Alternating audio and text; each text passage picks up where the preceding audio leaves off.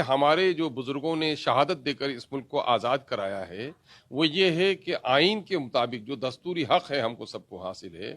हमारी आज़ादी का माना सिर्फ तिरंगा लहराना नहीं है, बल्कि इस मुल्क के तमाम तर वसाइल में सबकी बराबरी का हिस्सा। वोट की कीमत बराबरी है तो लाश की कीमत भी बराबर हो, वसाइल हयात में सबकी हिस्सेदारी बराबर हो, नौकरियों में सबकी हिस्सेदारी आबादी के तनासुब में हो। इस एतबार से उन्होंने जो कोशिश की है उसी कोशिश की एक कड़ी यूपी में है। यूपी में 20% अकलियत की आबादी है। दलितों की आवाज तो मायावती उठाती हैं, लेकिन अकलियतों की आवाज उठाने के लिए कोई हिम्मत नहीं कर रहा है।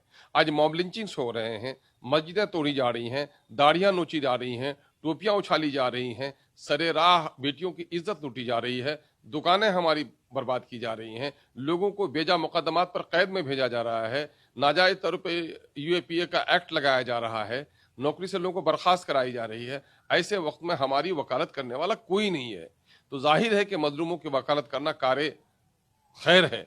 और इस मामले में हमारे लीडर ने यूपी के लोगों को जाकर आवाज दी है कि कफस में रहने वाला परिंदा तू आज़ादी से डरता क्यों है?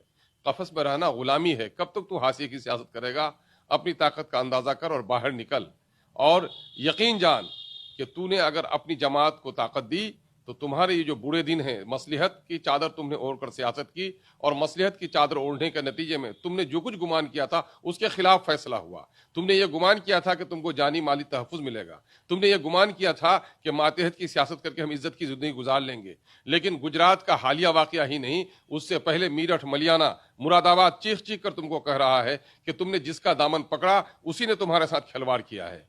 अब उठ, अब कौन से दिन बाकी रह गए हैं? तुम्हारे इबादत खाने तोड़े गए, तुम्हारे नौजवानों की गर्दनों पर तलवार चलाई गई, तुम्हारे नौजवानों को बेजा मुकदमात पर फंसाया गया, तुम्हारे अकीदे पर डाका डाला जा रहा है। आज तुम्हारा वजूद खतरे में है। अगर तुमने अपनी सियासी कुव्वत पैदा न की तो फिर तुम तारीख का हिस्सा बन जाओगे और आने वाली नस्लें तुम्हारी गुलाम बन जाएंगी। मांगने से भीख मिलती है और लड़ने से हक मिलता है, और लड़ने में इंसान को जख्मी भी होना पड़ता है, घायल भी होना पड़ता है, लेकिन जो लोग लड़ते हैं वो हक पाते हैं, जो मांगते हैं वो भीख वसूल करते हैं। सवाल यही है ना कि रणनीति क्या रणनीति क्या है? हम मजलूमों को जगा रहे हैं, दलितों को, पिछड़ों को, महरूमों को, वंचितों को, शोषितों को, पीड़ितों को हम आवाज दे रहे हैं कि आओ मजलूमों, एक साथ हो जाओ, जुल्म के खिलाफ इस लड़ाई में मेरा साथ दो। बहुत सारे लोग हमारे पास आते हैं, और एक बात तो ये भी है कि मजलूमों के दरमियान की जो लीडरशिप है वो भी मजलूमों को धोखा दे रही है। हमारे साथ करीब आकर अपना भाव बढ़ा लेते हैं, कुछ लोग दाएं बाएं निकल जाते हैं। हमें उसका कोई गम नहीं। आज नहीं कल ये कौम समझेगी कि हमारा खैरखा कौन है,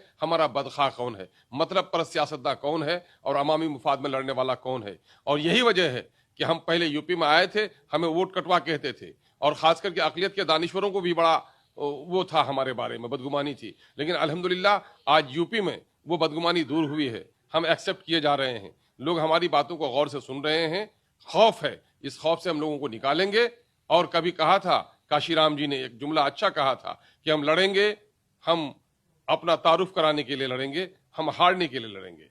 हम लड़ेंगे, दूसरों को हराने के लिए लड़ेंगे। यह वक्त अभी आएगा कि हम जीतने की भी लड़ाई लड़ेंगे। हमने कई मरहले पार किए हैं। उम्मीद है इस बार हम यूपी में अच्छा नतीजा लोगों के सामने में, कोई बेहतर नतीजा सामने में लाएंगे। नहीं, देखिए, कांग्रेस को लड़ने के हर वो मजलूम, हर वो जालिम ताकत जो अकलियतों के साथ, दलितों के साथ, हम न गुजरात के दंगा को माफ कर सकते हैं, न हम बाबरी मस्जिद के इन्हिदाम करने वालों को माफ कर सकते हैं, न बाबरी मस्जिद के ताला खुलवाने को माफ कर सकते हैं। ये सभी लोग बराबर हैं। और बाबरी मस्जिद कोई मजहबी इशू नहीं है, बल्कि यह मामला मुल्क के आइन का है। इन लोगों ने आइन के साथ खिलवाड़ किया है और कमजोर अकलियतों के साथ इसको खिलवाड़ किया है। ऐसी तमाम तर ताकतों की मुखालफत करना हमारा फरीजा, यह सियासी फरीजा है।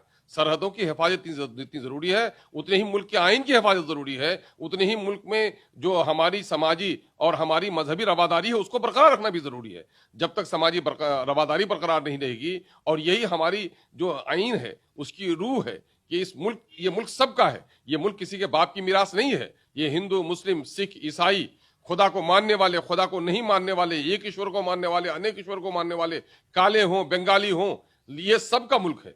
कुछ लोग हिंदी, हिंदू, हिंदुस्तान का नारा देते हैं, हम लोग कहते नहीं, ये भारत है। भारत का हर वासी भारत का निवासी है, उसको उसका हक मिलना चाहिए।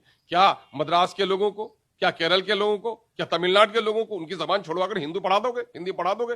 ये पागलों की कुछ जमात है जो लोग इख्तिदार में मजहबी जुनून के जरिए से कब्जा जमाकर आज लोगों पर जुल्म ढा रहे हैं, और आइन की गलत वजाहत करके कहीं ना कहीं से मुल्क के जो सियासी और समाजी ढांचा है उसको नुकसान पहुंचा रहा है। यूपी में जो खबरें अब तक हमको मौसूल हुई हैं, 100 सीटों पर अपने तंजीमी ढांचे को खड़ा करके वहां की तैयारी की जा रही है और आगे इसका फैसला हतमी तौर पर हमारे कौमी सदर और वहां के मुकामी जिम्मेदार करेंगे। और जीतने कितने पर पाएंगे ये तो गैब की खबर हमसे पूछ रहे हैं। जिस तरह से मैं आपसे पूछूं कि आप यहां आए हैं, क्या आप घर भी पहुंच पाएंगे? अरे भाई, हम लड़ रहे हैं, जीतेंगे, जाहिर है कि औरों से बेहतर जीतेंगे, है ना? और हम इसी उम्मीद पर काम कर रहे हैं।